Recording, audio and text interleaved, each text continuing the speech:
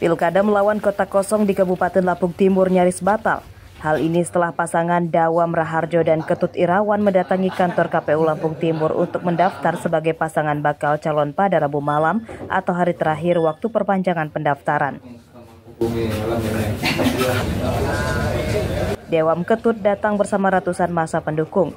Keributan nyaris terjadi saat massa pendukung merangsek ingin ikut ke dalam kantor KPU namun dicegah polisi karena keterbatasan kapasitas ruangan.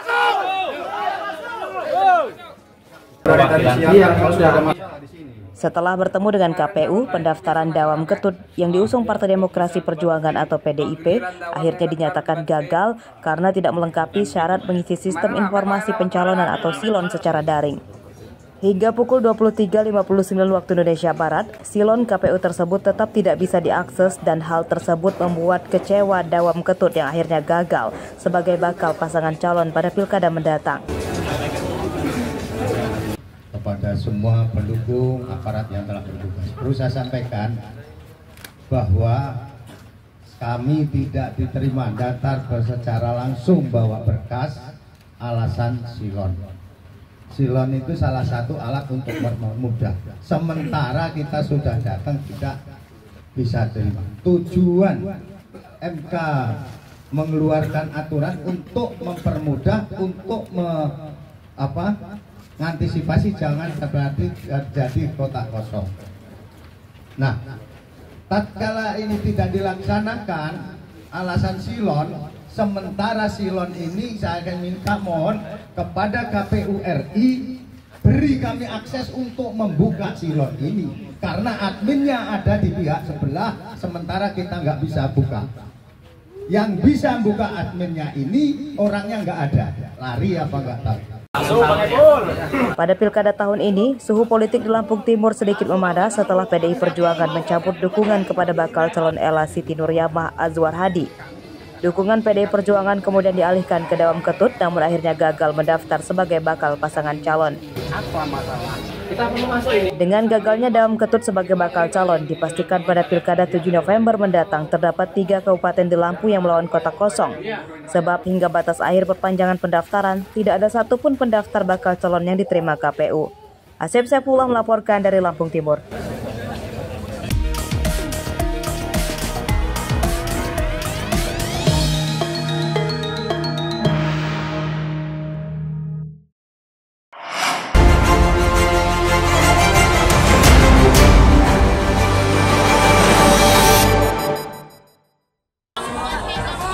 Sebuah mobil LCGC atau sedan kecil ringsek akibat tertabrak kereta api saat menerobos palang pintu di jalur perlintasan kereta Kelurahan Labuan Ratu, Kedaton, Bandar Lampung pada Jumat sore. 2 penumpang dalam mobil terluka, 1 diantaranya kritis akibat terjepit setir kemudi.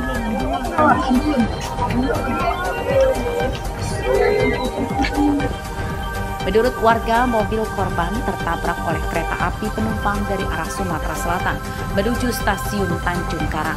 Kecelakaan bermula saat mobil tetap berjalan, padahal sirine dan palang pintu perlintasan sudah mulai turun. Saat berada di tengah rel, mobil tiba-tiba berhenti karena terhalang motor di depannya yang ikut menerobos palang pintu. Saat kejadian, mobil tertabrak dan terseret kereta api sejauh lebih dari 30 meter.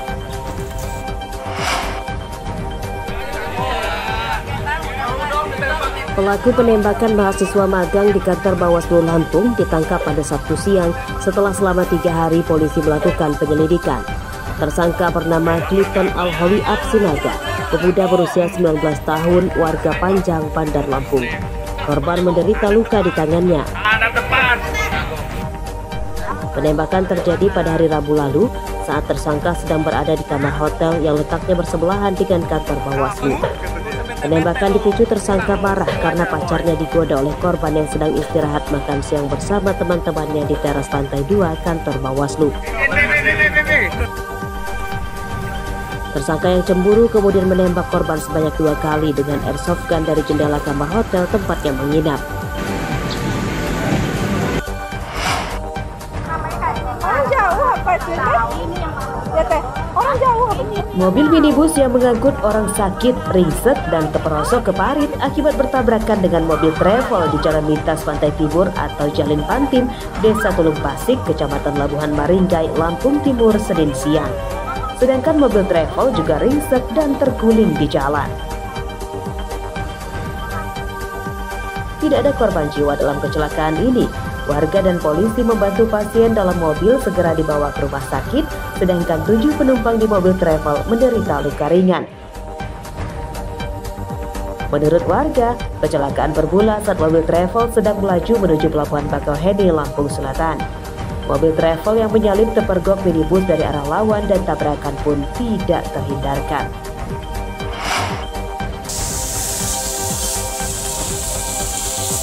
Selama 3 hari, petugas Damkar Kabupaten Mesuji berjibaku memadamkan kebakaran perkebunan sawit di Desa Fajar Indah, Kecamatan Pancajaya. Kebakaran terus meluas karena banyak semak belukar yang mengering dampak kemarau dan banyak titik api yang berada di dalam lahan gambut. Perkebunan sawit yang terbakar seluas lebih dari 60 hektar. Petugas menyatakan mengalami kesulitan saat memadamkan api karena air sungai di sekitar lokasi kebakaran banyak yang kering dan titik api sulit dijangkau mobil damkar.